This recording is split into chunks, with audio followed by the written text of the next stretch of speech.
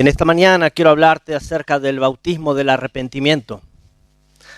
El bautismo del arrepentimiento. Vamos a comenzar nuestra lectura en Lucas capítulo 3, vamos a leer 18 versículos y luego vamos a meternos de lleno en el sermón. Dice la escritura en Lucas capítulo 3, en el verso 1, dice: en el año 15 del imperio de Tiberio César, siendo gobernador de Judea Poncio Pilato y Herodes tetrarca de Galilea, y su hermano Felipe tetrarca de Iturea y de la provincia de Traconite, y Lisanías tetrarca de Abilinia, y siendo sumos sacerdotes Anás y Caifás, vino palabra de Dios a Juan, hijo de Zacarías, en el desierto. Y él fue por toda la región contigua al Jordán, predicando el bautismo del arrepentimiento para perdón de pecados, como está escrito en el libro de las palabras del profeta Isaías, que dice: voz del que clama en el desierto, preparad el camino del Señor, enderezad sus sendas. Todo valle se rellenará y se bajará todo monte y collado. Los caminos torcidos serán enderezados y los caminos ásperos allanados. Y verá toda carne la salvación de Dios. Y decía a las multitudes que salían para ser bautizadas por él: oh generación de víboras, ¿quién os enseñó a huir de la ira venidera? Haced pues frutos dignos de arrepentimiento, y no comencéis a decir dentro de vosotros mismos: tenemos a Abraham por padre, porque os digo que Dios puede levantar hijos a Abraham aún de estas piedras. Y ya también el hacha está puesta a la raíz de los árboles, por tanto todo árbol que no da buen fruto se corta y se echa en el fuego. Y la gente le preguntaba diciendo: entonces, ¿qué haremos? Y respondiendo les dijo: el que tiene 2 túnicas, dé al que no tiene, y el que tiene que comer, haga lo mismo. Vinieron también unos publicanos para ser bautizados, y les dijeron: maestro, ¿qué haremos? Él le dijo: no exijáis más de lo que os está ordenado. También le preguntaron unos soldados diciendo: ¿y nosotros qué haremos? Y les dijo: no hagáis extorsión a nadie, ni calumniéis, y contentaos con vuestro salario.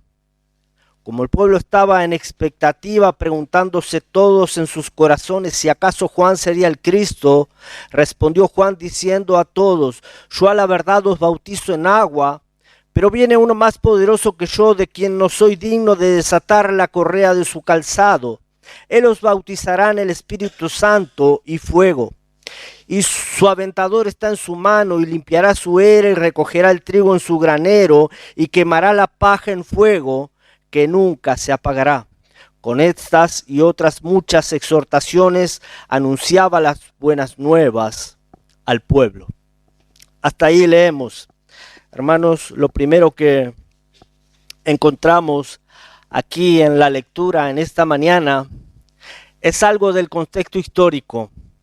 El hecho de prestar atención al contexto histórico es esencial para poder entender bien el pasaje que estamos leyendo.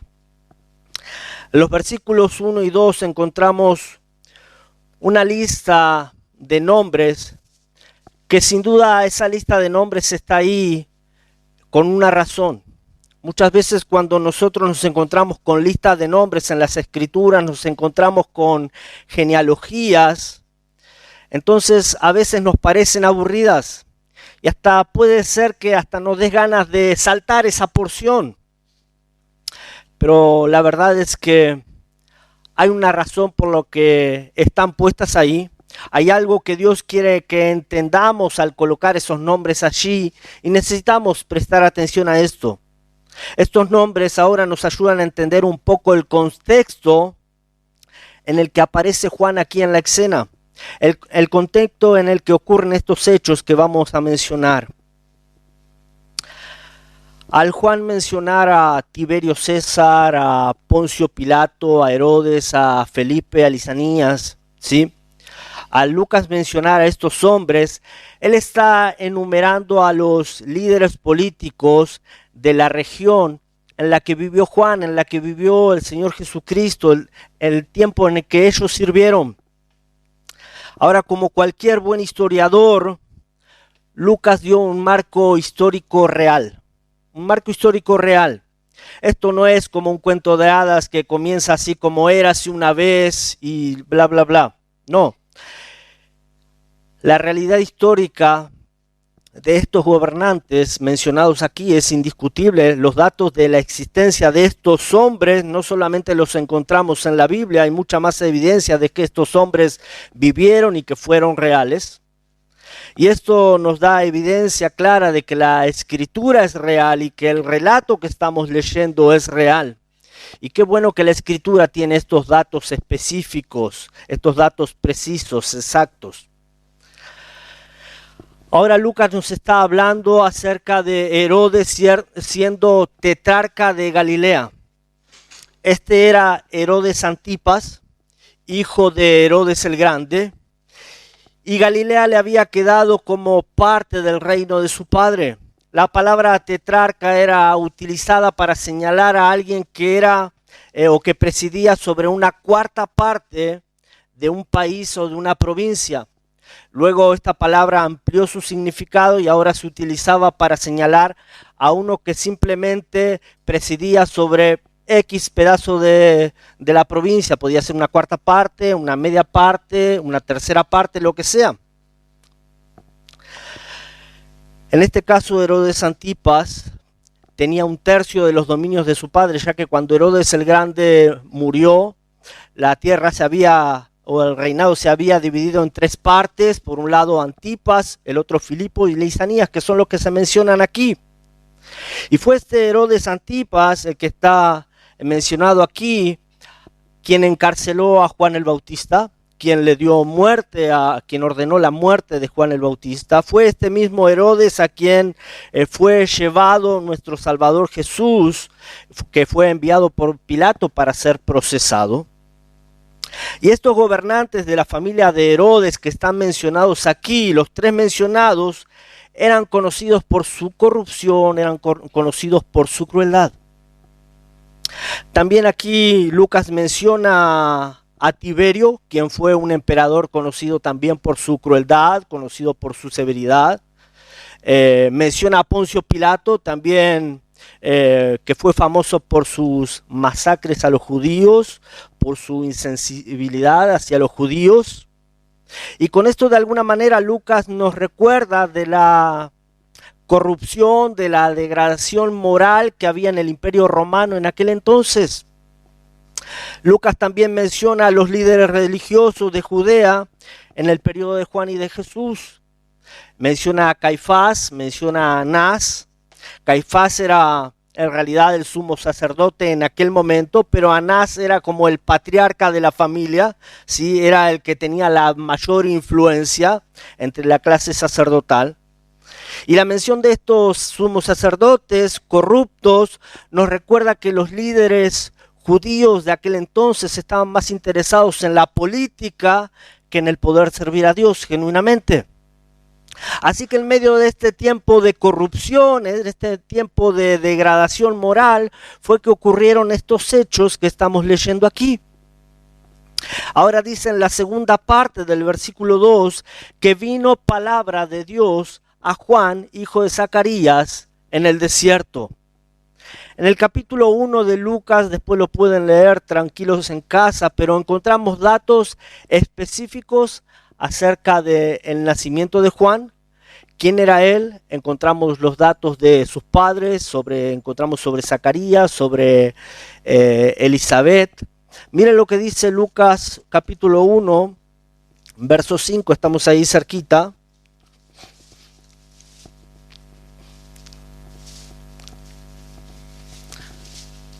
Solamente para leer una pequeña porción, dice el verso 5 y el 6. Hubo en los días de Herodes, rey de Judea, un sacerdote llamado Zacarías, de la clase de Abías. Su mujer era de las hijas de Aarón y se llamaba Elizabeth. Ambos eran justos delante de Dios y andaban irreprensibles en todos los mandamientos y ordenanzas del Señor. Así que él era un sacerdote, Dice la Escritura que ambos eran justos, que se manejaban irreprensibles, que cumplían las ordenanzas de Dios. Y también vemos en el resto del capítulo 1 que el nacimiento de Juan fue algo completamente ordenado por Dios, planificado por Dios, orquestado por Dios y anunciado de antemano por Dios.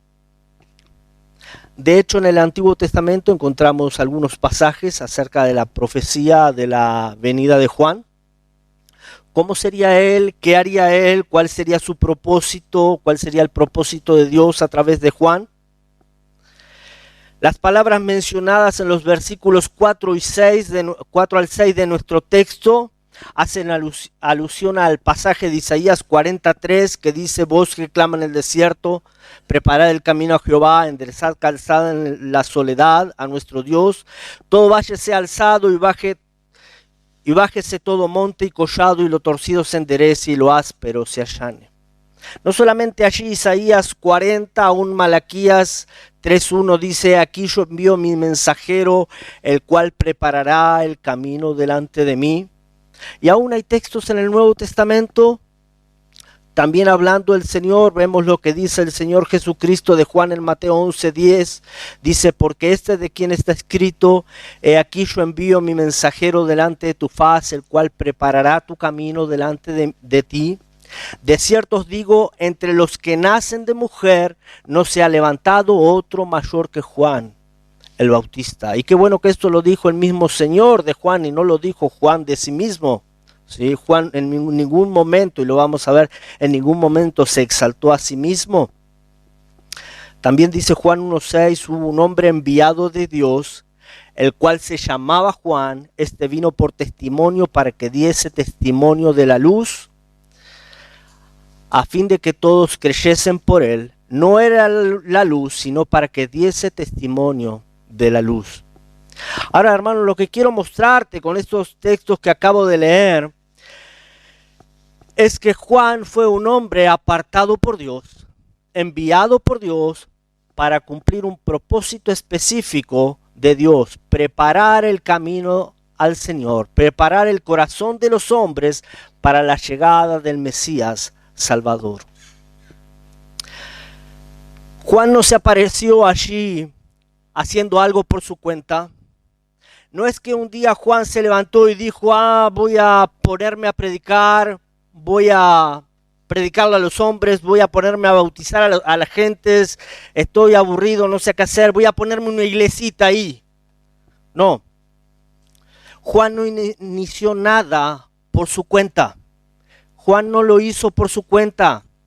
Hay de aquel que se pone a hacer algo sin que Dios lo haya llamado a hacerlo, como hay también de aquel que no hace lo que Dios le ha llamado a hacer. Pero Juan no estaba ahí por su cuenta. Juan estaba allí ahora predicando porque dice el verso 2 que le vino palabra de Dios. Fue Dios quien le habló y le dio instrucciones de comenzar a hacer aquello para lo cual Dios le había apartado. Era tiempo de comenzar a preparar el corazón de los hombres, era tiempo de comenzar a preparar el camino al Mesías que había de venir. Y esto Juan, ¿cómo lo iba a hacer? ¿Cómo iba a preparar el corazón de los hombres? ¿Cómo iba a preparar el camino a aquel que había de venir? Lo iba a hacer por medio de la predicación. Quiero hablarte rápidamente de la predicación de Juan el Bautista. La predicación de Juan podríamos decir que era un tanto particular. De la misma manera que Juan en sí era un tanto particular. Miren lo que dice Marcos capítulo 1 acerca de Juan.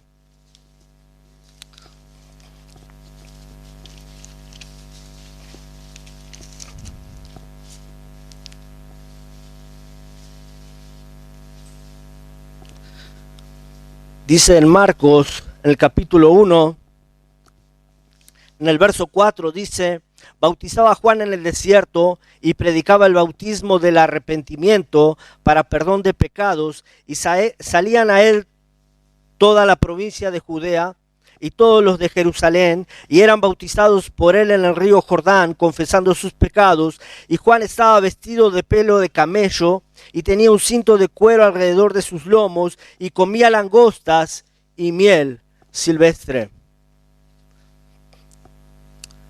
Juan era un hombre a primera vista raro, raro por su manera de vivir, raro por su manera de alimentarse, raro por su manera de vestir, y aún su predicación de alguna manera era una predicación que podía sonar un poco rara, era una predicación que podía sonar un poco dura, un poco áspera. Juan no era uno de aquellos que buscaba caer bien a la gente, no era uno de aquellos que buscaba o intentaba caer simpático, no era uno que se preocupaba si el mensaje ofendía a los oyentes, no era uno que buscaba sonar elocuente, no era uno que estaba ahí procurando hacerse famoso entre la gente. Él simplemente se ocupó en predicar un mensaje fuerte y claro.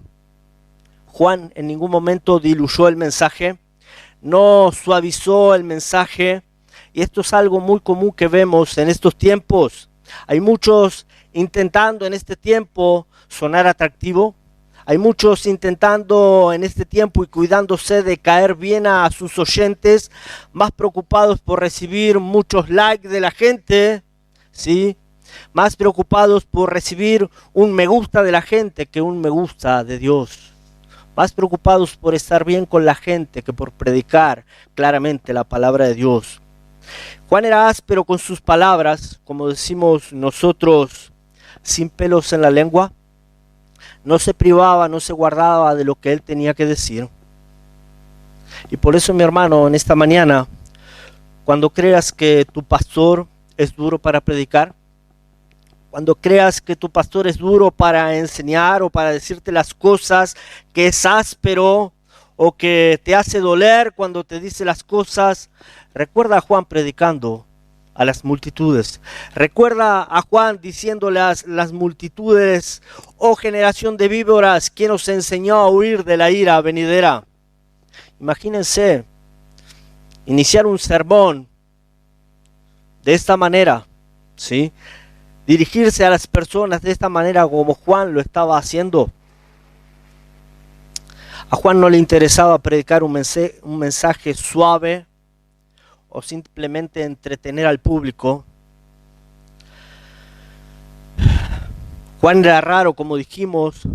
Cualquier hombre que predica así, cualquier hombre que se vista así, cualquier hombre que viva de la manera que él se vestía, de la manera que él vivía, podía lucir extraño. Una de las cosas que podemos destacar aquí primeramente es que Dios iba a cumplir sus propósitos a través de Juan, por medio de Juan, pero Dios no tenía allí preparado a un hombre brillante, no tenía allí preparado a un hombre bien parecido, con un traje costoso, con una apariencia espectacular. Dios no tenía preparado nada de eso para cumplir con sus propósitos. Esto nos recuerda que a menudo Dios utiliza gente rara. Muchas veces Dios utiliza a los que menos imaginamos, a los que parecen menos capacitados, a los que parecen menos probables. Recuerdan las Escrituras, tenemos un montón de ejemplos. David, un pastor de ovejas, Dios lo utilizó. Los discípulos eran pescadores, Dios los utilizó. Mateo, un recaudador de impuestos, Dios lo utilizó. Pablo, un perseguidor de la iglesia, Dios lo utilizó. ¿Se acuerdan lo que dice allí 1 Corintios capítulo 1, 26? Hablando acerca de esto, pueden buscarlo si quieren. 1 Corintios 1, 26. Habla acerca de aquellas personas, cómo son aquellos a los que Dios utiliza. Dice en 1 Corintios 1, 26. Pues mirad, hermanos, vuestra vocación, que no sois muchos sabios según la carne, ni muchos poderosos, ni muchos nobles, sino que lo necio del mundo escogió Dios para avergonzar a lo sabio, y lo vil del mundo escogió Dios para avergonzar a lo fuerte, y lo vil del mundo y lo menospreciado escogió Dios, y lo que no es para deshacer lo que es, a fin de que nadie se jacte en su presencia. Si vas a hacer algo para Dios, no va a ser por tus habilidades, sino va a ser por las habilidades de Dios y por los méritos de Dios. Así que no era necesario que Juan tenga una buena apariencia, no eran necesarios los méritos de Juan. Juan no estaba allí para destacarse, él no estaba allí para sobresalir, no estaba para sorprender a la gente o para deslumbrarla, él estaba allí para destacar a Cristo, para exaltar a Cristo, estaba allí para predicar el mensaje del arrepentimiento, el mensaje que Juan predicaba. Era simplemente un llamado al arrepentimiento, un llamado al arrepentimiento. El arrepentimiento es un reconocimiento de una conducta errada e implica el cambio de esa conducta. Si no hay un cambio de conducta, entonces no hay arrepentimiento. Algunas personas están pensando que el arrepentimiento se trata principalmente de sentimientos. Sobre todo sentir pena, sentir lástima por tu pecado, sentir enojo, sentir bronca por ese pecado el cual no puedes dejar. Pero el arrepentimiento no tiene que ver con sentimientos. El arrepentimiento es una palabra que denota acción. Juan, al predicar el arrepentimiento, les dijo a sus oyentes que ellos debían hacer un cambio de mente, no solo sentir pena por lo que ellos habían hecho, sino que el arrepentimiento hablaba de un cambio del corazón, de un cambio de dirección. El arrepentimiento habla de un cambio de dirección. No se trata de un sentimiento o de un dolor del corazón. Juan predicaba la necesidad del arrepentimiento para la remisión de los pecados. Las multitudes que venían a él eran gentes que estaban viviendo en completo pecado, en completa inmoralidad, están viviendo en la mentira. Muchos estaban confiados de sí mismos.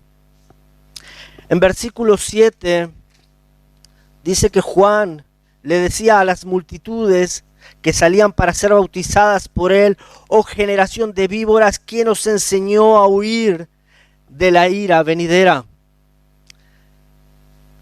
Generación de víboras, una frase muy fuerte que también utilizó el Señor Jesús. No lo vamos a buscar, pero en Mateo capítulo 2, en el verso 34, Jesús utilizaba estas frases mayormente cuando se dirigía a los fariseos, cuando se dirigía a los líderes religiosos y él quería poner en evidencia la hipocresía de ellos. Entonces él utilizaba esta frase, generación de víboras. Utiliza esta frase también en Mateo 23:33 nuevamente. El término serpientes o víboras tiene una connotación completamente negativa. El punto era que estos animales eran vistos en la cultura hebrea como peligrosos, eran vistos como astutos. Y así era vista la conducta de aquellos a los que Juan les estaba predicando. Eran gente astuta, eran gente pecadora, gente engañadora.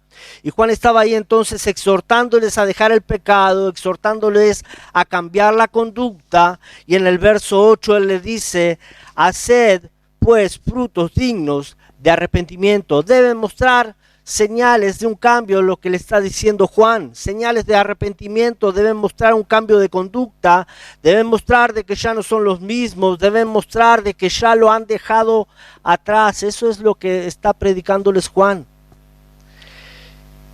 Y les dice en la segunda parte del verso 8: y no comencéis a decir dentro de vosotros mismos, tenemos a Abraham por padre. Juan les advirtió contra esa confianza que tenían en los méritos de Abraham como suficientes para la salvación. Esto fue porque en general se enseñaba que los méritos de Abraham eran suficientes para la salvación de cualquier judío. Ellos creían que era imposible que cualquier descendiente de Abraham o de Isaac o de Jacob fuese al infierno. Creían que era imposible. Entonces muchos estaban ahí confiados diciendo: somos hijos de Abraham, entonces está todo bien, No hay peligro, estamos seguros, tenemos salvación garantizada por ser hijos de Abraham. Ahora Juan les está explicando de que no es así, que necesitan ellos mismos volverse a Dios. ¿Y qué es lo que esto nos recuerda? Ya lo sabemos, pero esto nos recuerda de que la relación con Dios es personal, que no hay intermediarios entre Dios y los hombres, no hay hombres que nos puedan acercar a Dios, no hay familiares o amigos. El hecho de que alguien diga mi papá o mi mamá eran cristianos, eso no te hace a ti un cristiano.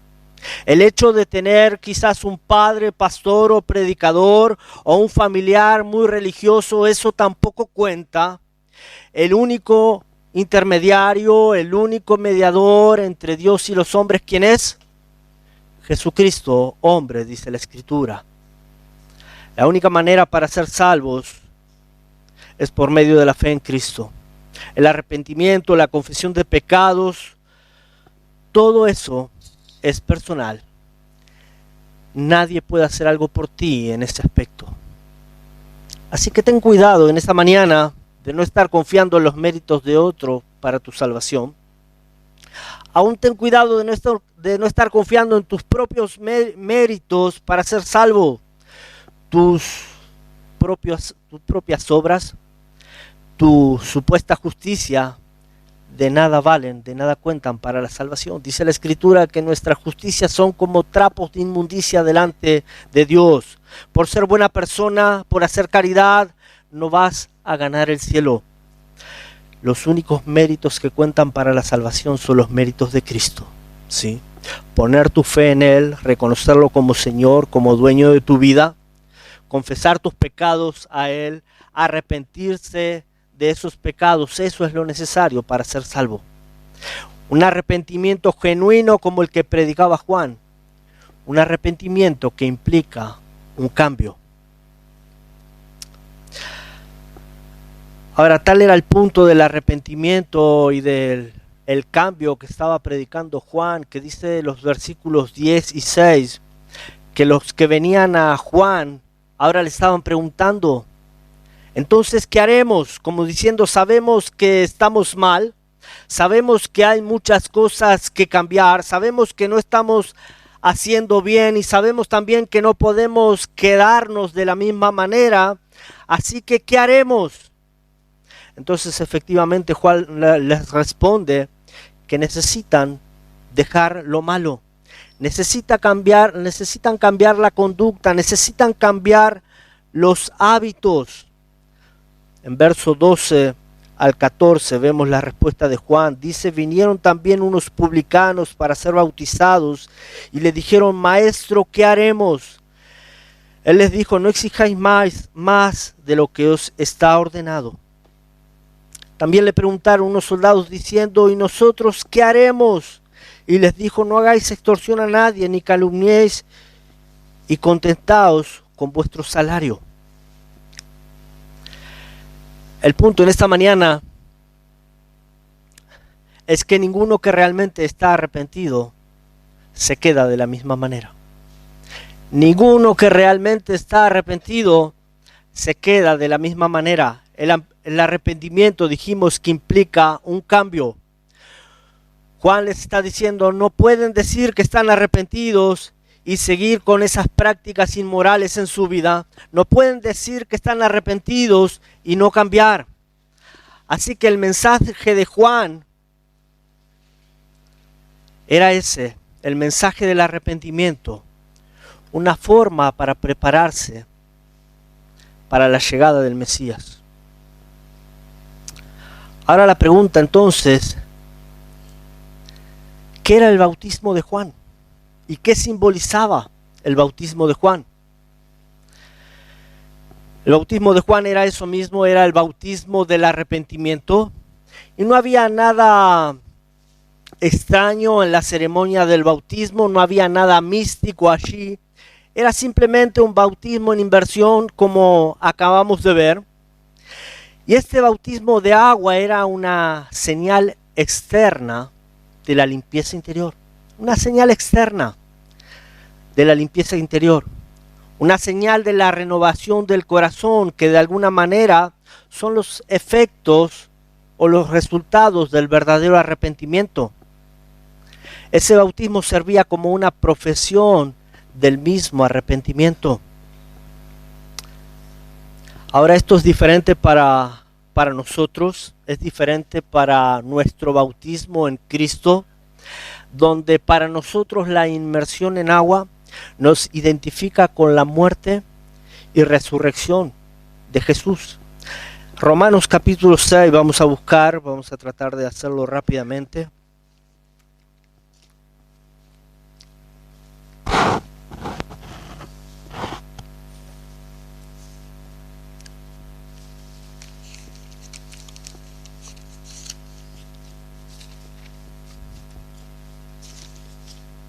Romanos capítulo 6 dice el verso 3 y el 4: ¿O no sabéis que todos los que hemos sido bautizados en Cristo Jesús hemos sido bautizados en su muerte? Porque somos sepultados juntamente con Él para muerte por el bautismo, a fin de que como Cristo resucitó de los muertos por la gloria del Padre, así también nosotros andemos en vida nueva. El bautismo ahora a nosotros nos identifica con Cristo. Este bautismo de arrepentimiento que Juan presentó identificó a una persona solamente o simplemente con su necesidad de estar bien con Dios, con su necesidad de ser purificada, con su necesidad de estar preparada para la llegada del Señor. Juan ahora está sencillamente cumpliendo su propósito, está cumpliendo la profecía de la Escritura. El propósito del ministerio de Juan era sacar al pueblo de sus pecados, sacarlos de esa inmoralidad, prepararlos para la llegada del Salvador.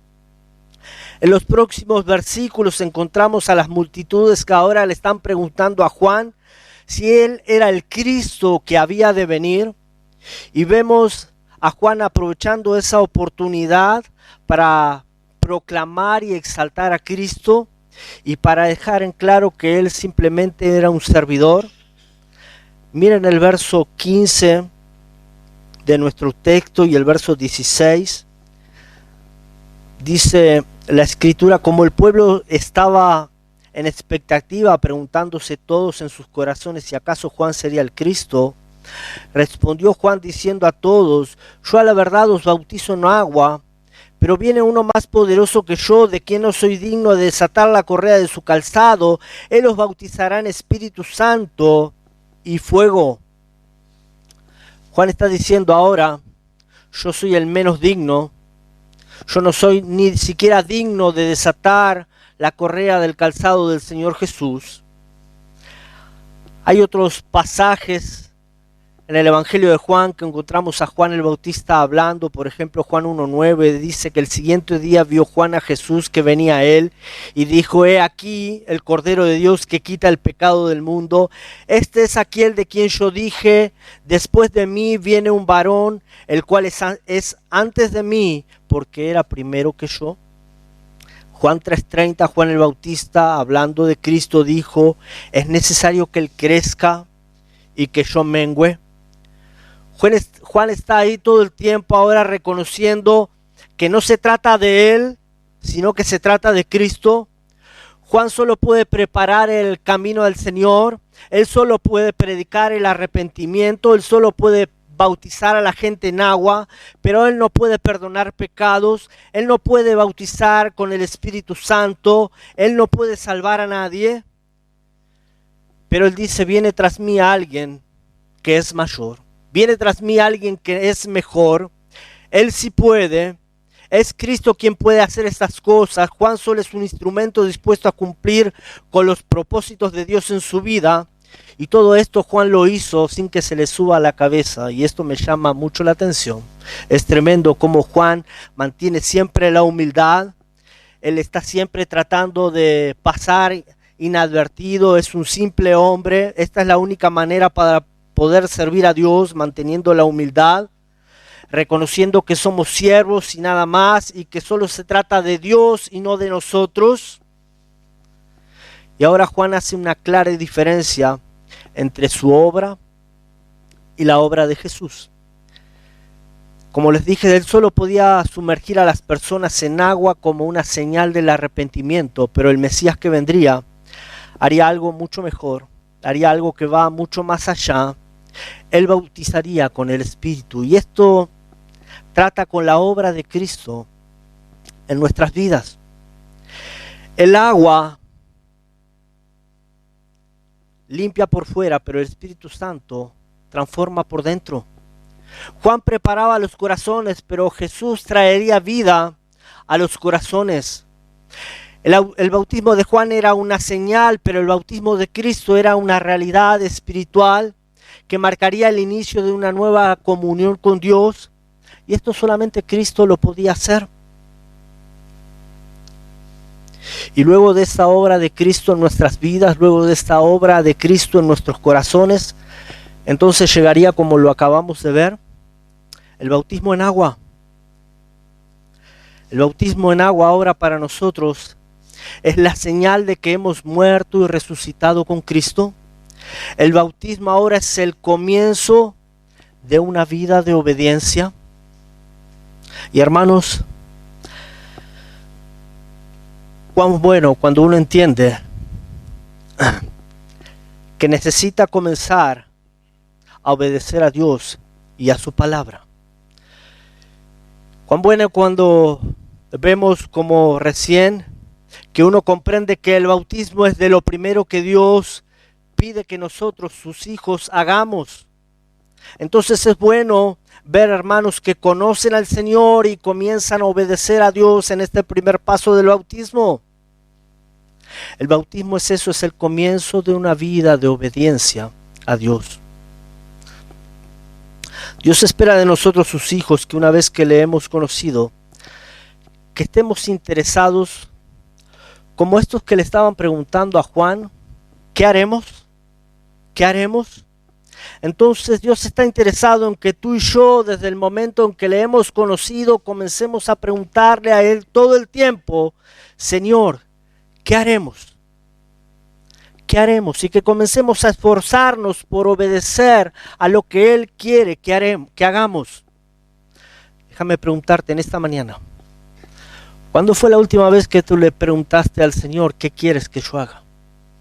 ¿Cuándo fue la última vez que tú le preguntaste al Señor, Señor, ¿qué haré? Hermanos, en verdad que el bautismo nos identifica con Cristo, pero nuestra obediencia a Dios a lo largo de toda nuestra vida, eso también nos identifica con Dios. Tú y yo debiéramos estar preocupados, ocupados todo el tiempo en estar haciendo lo que Dios quiere que tú y yo hagamos. Así que gracias a Dios por aquellos que están ahí todo el tiempo viendo, a ver qué quiere Dios de mí, a ver qué quiere Dios que yo haga. Están todo el tiempo ahí prestando atención, qué quiere Dios para mí, porque quieren obedecerle, quieren identificarse con Él, quieren agradarle. Así que cuán bueno es esto.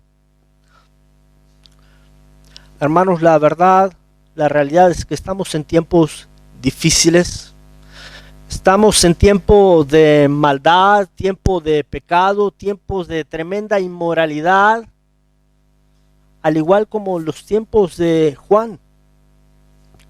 Y Dios espera en estos tiempos por hombres y mujeres que respondan a la voz de Dios, por hombres y mujeres que se determinen a cumplir con el propósito de Dios en sus vidas, al igual que Juan lo hizo. Qué bueno es ver a aquellos que no están ahí distrayéndose con otras cosas, que están ahí bien enfocados en ver qué es lo que Dios quiere de sus vidas, están bien enfocados ahí en servir a Dios y no se están distrayendo. Tampoco están ahí al servir a Dios intentando hacer algo para resaltar ellos mismos, para ser vistos por los hombres, sino que simplemente quieren servir a Dios y quieren mantener la humildad al igual que vemos en el ejemplo de Juan. Simplemente quieren servir a Dios, cumplir su propósito y eso es todo. Y cuán bueno es ver siervos de Dios así.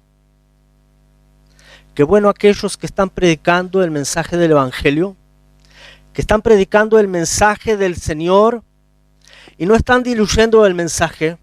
Están predicando un mensaje claro, tan claro como lo dice la palabra, como lo expresa la palabra, y no están preocupados por caerle bien a la gente, no están preocupados por si van a ofender a alguien con el mensaje del Evangelio, simplemente están predicando el Evangelio tal cual es y no están diluyendo el mensaje. Cuán bueno, te animo, continúa haciéndolo, pero sobre todo, qué bueno aquellos que están mostrando un cambio, que están mostrando un crecimiento, que están mostrando que están madurando, que no están ahí estancados. Hay un claro cambio, hay un claro antes y un después de haber llegado a Cristo. No están de la misma manera y eso es la gran evidencia de la obra de Dios en sus vidas. Ha llegado Cristo a su vida y todo es diferente. Si alguno está en Cristo, nueva criatura es, las cosas viejas pasaron, aquí todas son hechas nuevas. Hay un cambio rotundo. Cuán bueno por aquellos que el cambio se ve, que no se han estancado ahí, han quedado de la misma manera, continúan creciendo desde la comunión con Dios todo el tiempo. Hermano, esta mañana quiera Dios que tu vida y mi vida sean una clara evidencia de lo que Dios ha hecho en nosotros, que nuestra obediencia a Él sea la que refleje la obra que Él ha hecho en nuestras vidas. Amén. Si algo quiere Dios, si algo espera Dios de nosotros, sus hijos, es obediencia. Y tú y yo debiéramos estar preocupados todo el tiempo a ver qué quiere Dios, qué espera Dios de mí. Y dispuestos, rápidos, atentos ahí para responder en obediencia a Dios. Amén. Padre, te damos gracias por